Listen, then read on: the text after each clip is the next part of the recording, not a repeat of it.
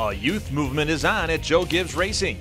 Hi, everyone, and welcome to this edition of the CBSSports.com NASCAR team review and preview as we look at Joe Gibbs Racing. JGR turned in a solid season in 2008, an impressive feat in a transitional year that included a switch from Chevrolet to Toyota and the addition of Kyle Busch to the stable.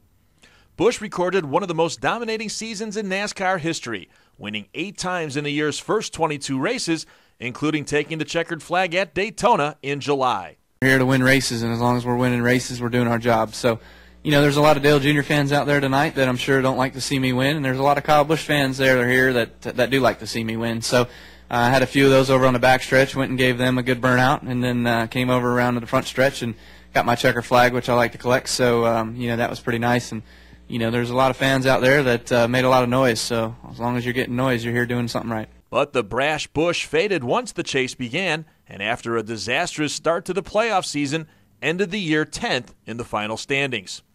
Stewart made headlines with his midseason news that he'd leave JGR after 10 seasons and start his own team next year, ending one of the most successful partnerships in NASCAR history. Obviously this is a huge day for me. It's, this is a huge turning point in my career, obviously, but I'm very proud today to be here and announce that myself and Joe Custer have, with the Haas CNC team, have merged and now have formed Stewart Haas Racing. That's where I'll be next year and hopefully for the rest of my life and my career in NASCAR racing.